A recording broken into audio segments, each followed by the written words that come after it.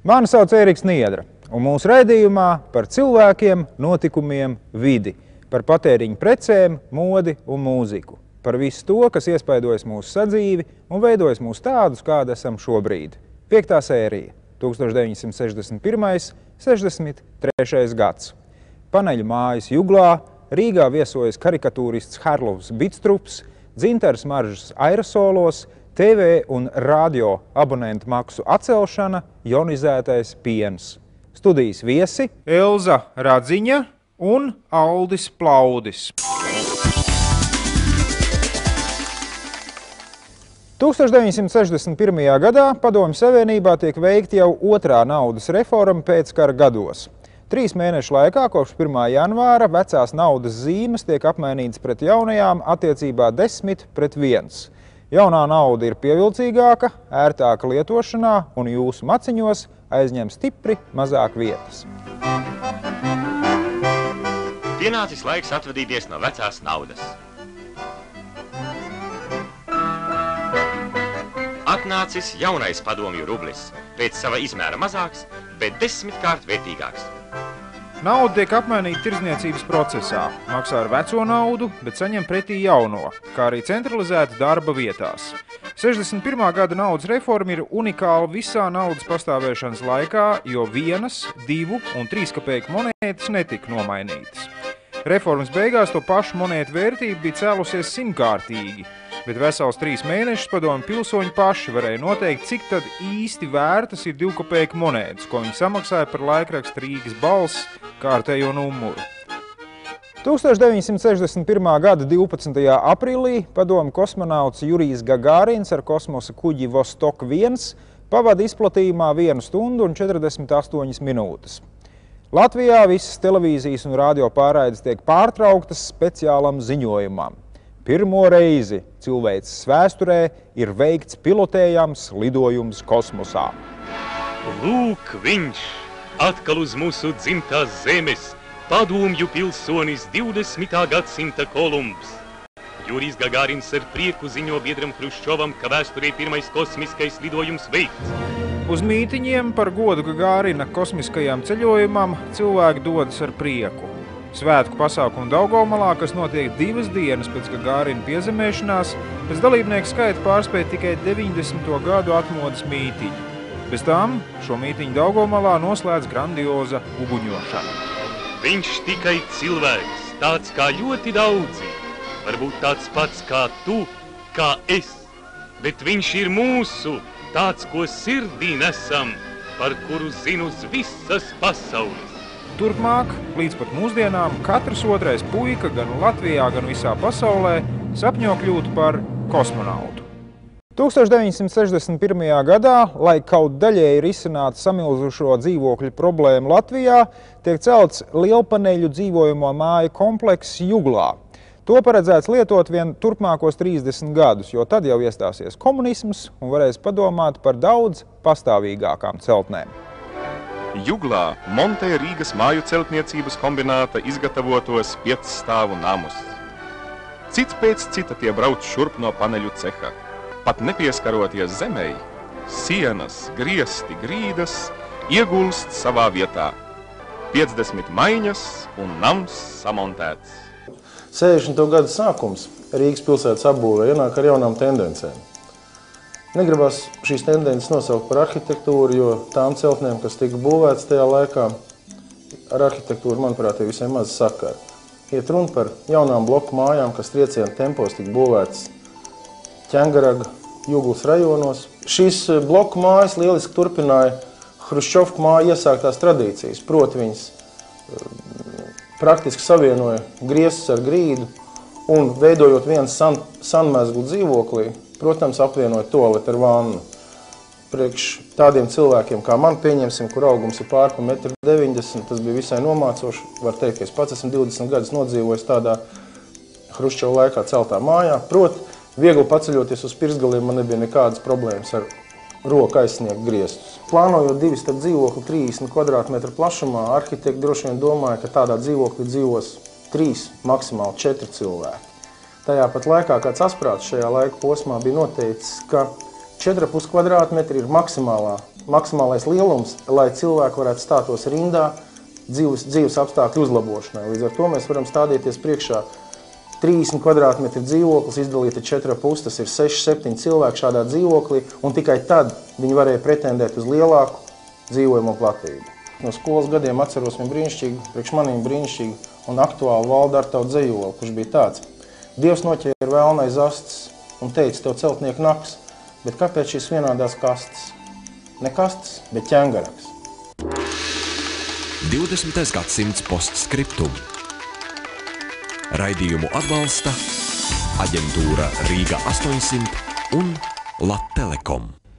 1961. gadā Rīgā viesojas dāņu karikatūrists Harlofs Bidstrups ar ģimeni. Padomju Savienībā viņš kļūst pazīstams ar saviem zīmējumiem par miera tēmu, taču īstu popularitāti gūst pēc personāla izstādes Ļeņingradā. Ja līdz tam Latvijas žurnālos un avīzēs dominē Jūļa Mūļa un Hugo Diega autors Mirdzes Ramanes zīmējumi, tad drīz vien īsts laikraksts bez Harlofa Bidstrupa asprātīgo komiksu attēliem nav iedomājams. Lūk, autors – dāņu mākslinieks Harlofs Bidstrups. Komunists un kaislas cīnītājs par cilvēku laimi. Pat laban visa Bidstrupu ģimene atpūšas Rīgas jūrmalā. Rīdznieks pārsteidz veids, kā Bidstrups ceļo, kopā ar visu ģimeni, sievu, meitu un 2 dēliem, no kuriem mazākajam ir tikai 5 gadi. To atzīmē vai ik viens avīžraksts par karikatūrista vizīti. Bidstrupa ģimene, protams, izmitina īpaši ārzemnieku uzņemšanai piemērotās viesnīcas Rīga telpās. Bidstrups Rīgā uzturas tikai pāris dienas, bet ar to pietiek, lai turpmāk daudzās rīdznieku mājās parādītos viņa zīmēto karikatūru albumi. 1961. gadā tiek atklātas jaunas trolejbusu līnijas – 7. uz Āgenskalnu un 9. uz Buļļu ielu. Padomju Latvijas 21. gada dienā Rīgā atklāja jaunu trolejbusa līniju. Ik pēc 7 minūtēm 15 km garajā ceļā dosies trolejbuss ar numuru 9. 60. gadu sākumā zinātnes attīstība vēl nav nomākusi cilvēcisko faktoru, un katrā trolejbusa vagonā sēž konduktors. Pirmie biļešu aparāti, ko gada beigās ievieš tramvaja līnijās, apelē pie braucēja sirdsapziņas. Katrs, kas ir iemetis trauciņā kaut vienu monētu, var saņemt tik daudz biļešu, cik pats vēlas. Tagad pilsētas centrs vēl vairāk saug ar bijušās nomeles jaunajiem kvartāliem. 1961. gadā kosmētikas rūpnīca Dzintars uzsāka vairāku produkcijas veidu fasēšanu aerosolos. Jaunums iegūst pircēju simpātijas. Interesanti, ka aerosoli pārsvarā domāti vīriešiem. Tie ir odekoloni Pārsteigums un Vakars, kā arī bārdas skūšanās līdzeklis Putas.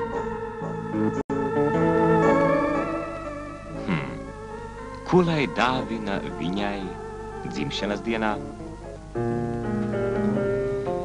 Garš ir smaržas ceļš, kamēr tā ieraudzīs meitenes smaidu Rīgā, Maskavā, Ļeņingradā, Romā, Parīzē, visur, kur pazīst Dzintara marku. 60. gadu sākumā vairāk nekā jebkad tiek propagandēta tehnoloģiju attīstība. Tāpēc fakts, ka Padomju Savienības frizētavās klientu iesmaržināšanai vēl joprojām tiek izmantoti pulverizatori, ir nepieņemams. Aerosolu ražošanai Dzintars radīja oriģinālu tehnoloģiju, kurai gan bija atsevišķas problēmas. Piemēram, matu laku sprausla aizsērēja, bet no flakoniņiem krāsa bieži sāk lobīties jau nākamajā dienā. Toties licenze šo izstrādājumu ražošanai piederēja pašam Dzintaram. Ik mēnesi 1,5 miljona flakonu. 1,5 miljona smaidu.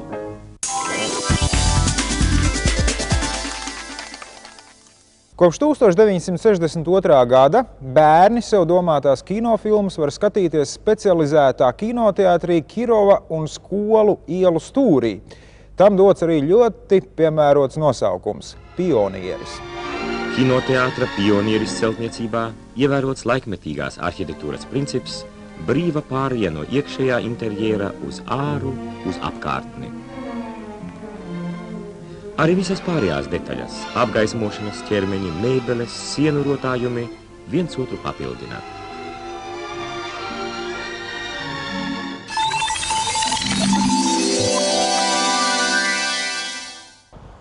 Šokolādes tāfelītē līdzīgo metāla kažociņu pionieris iegūta 1971. gadā, kad sarkanajiem strēlniekiem un sarkanajiem pionieriem domātajās ēkās šādas apdares tehnoloģijas kļuva īpaši populāras. Kinoteātra kases bija pieejams ieejās no skolas ielas. Īpaši liels ļaužu sastrēgums šeit nebija novērojams, taču pieprasītu un iecienītu kinofilmu gadījumos labāk bija izmantot galējo kreiso iepriekš pārdošanas kasi. Vēl 50. gadu sākumā Latvijas kinoteātros pirms pēdējā seansa lielā ekrāna priekšā uz skatuvītes uzstājās ansamblis ar populāriem estrādes numuriem.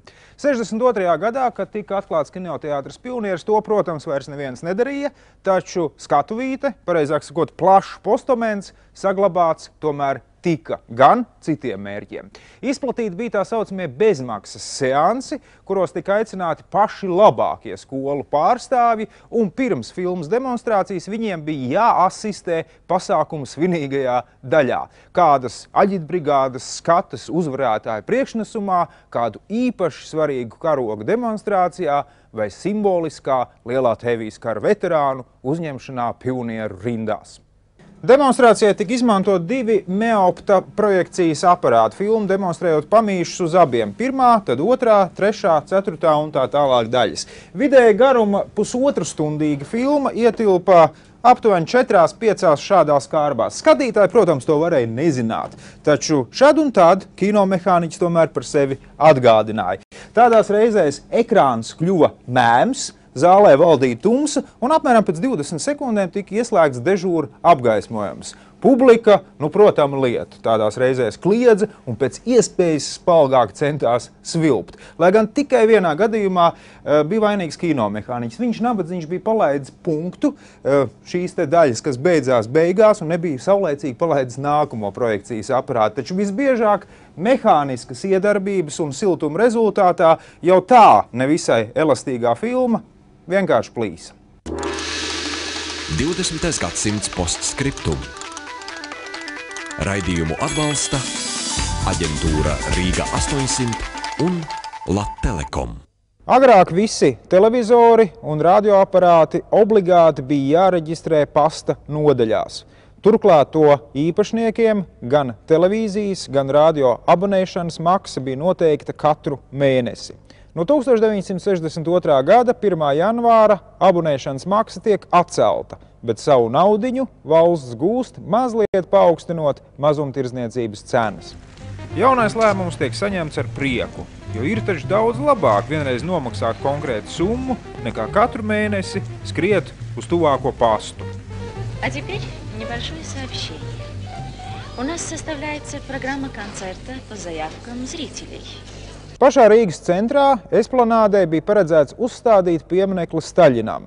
Telnieki veica nepieciešamās sagataves, taču vadonis nomira, viņa mantojums tika kritizēts un no pieminekļa uzstādīšanas atteicās. Taču vai nu iesāk to ārā metīsi. Staļina rumpim piekombinēja Pētera Stučkas galvu un 1962. gadā laukumā iepretim Pionieru pilī tika atklāts piemineklis Ļeņina līdzgaitniekam un vienam no slavenākajiem latviešu boļševikiem. Ja es esmu ko paveicis, tad tas nav mans, bet lielo gara milzeņu un revolucionāru Marksa, Engelsa un Ļeņina nopelns Pēteris Stučka. Nesaskaņa starp Pētera Stučkas galvu un pieminekļa rumpi ir acīm redzama. Rīdzniekos īpaši ironiju izraisa Staļinam raksturīgie stūma zābaki. Par godu šim piemineklim laukums Pionieru pils priekšā iegūst Stučkas vārdu. Ik gadu ziedi pieminekļa pakājē tiek nolikti 21. jūlijā par godu padomju varas iedibināšanai Latvijā, kā arī Aristoteļa svētkos 31. augustā, jo Stučkas vārdā ir nosaukt arī Latvijas universitāte. 1962. gadā Rīgas elektromehāniskā rūpnīca iepriecina Latvijas namamātes ar veļas mazgājamo mašīnu Rīga 8 un centrifūgu Gauja. Turpmāk, ikvienā laimīgajā ģimenē šis process var tikt veikts automātiski. Rīgas elektromašīnu rūpnīcā no konvejera noņem miljonu veļas mazgājamo mašīnu. Miljons mašīnu, miljons sieviešu. Paldies par atviegloto mājas soli.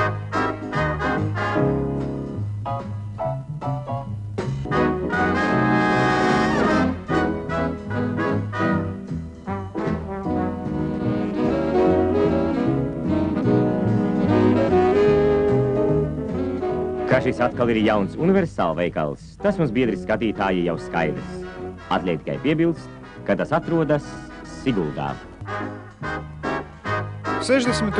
gados totalitāro un smagnējo Staļina laiku arhitektūras stilu vietā parādās tendence būvēt gaišas un vieglas ēkas, kuru mērķis ir atainot cilvēces straujo tehnoloģisko attīstību. Konstrukcijās sāk dominēt dzelzbetons, metāls un stikls. Latvijai jauni sasniegumi sportā.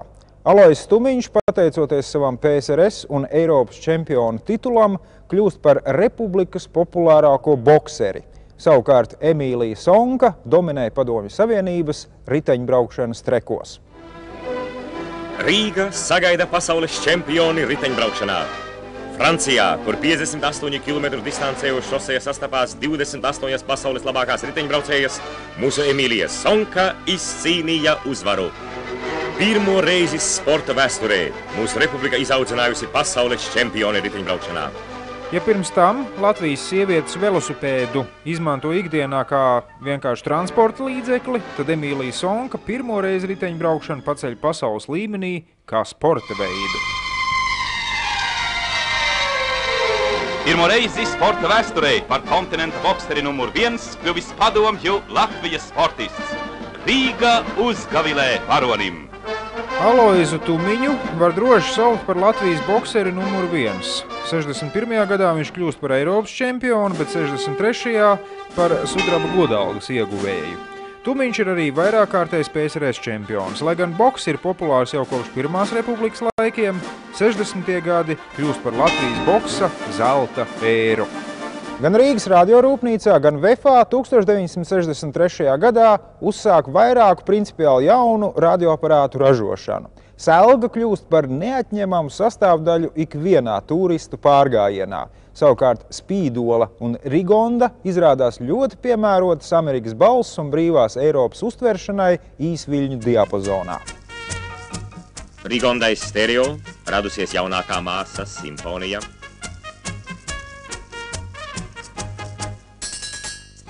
Dvīņu māsa Rigonda mono. Bet pastarītis Banga drīz dosies uz jauno tranzistoru uztvērēju montāžas konvejeru. Spīdolai ir vidējo, garo un 5 izstiepti īso viļņu diapazoni. Kā noprotams, 60. gadu konstruktori ir radījuši ideālu aparātu kapitalistisko valstu raidstaciju pārēžu uztveršanai. 1963. gadā pārtiks ražotāji Latvijā sāk piedāvāt veselīgu un revolucionāru produktu bērniem – jonizēto pienu. Jonizētais piens? Jā. Parastais piens plūst cauri īpašiem mākslīgiem sveķiem. Tur tas zaudē krietnu daļu kalcija un kļūst gandrīz līdzvērtīgs mātes pienam. Klāt vēl nāk vitamīns B prim un nedaudz cukurs sīrupa. Pagaidām jonizēto pienu Latvijā ražo tikai Rīgā. Bet bērnus tas viss maz interesē. Viņiem jaunais piens garšo labi, un tas ir galvenais. 60. gadu sākumā Padomju Savienībā nav zīdaiņu maisījumu vai citu mātes piena aizvietotāju, tāpēc jaunais produkts tiek uztvērts kā atbrīvotājs, un daudzi 60. gados dzimušie bērni tieši jonizētā piena dēļ mātes krūti tā īsti nav pat redzējuši.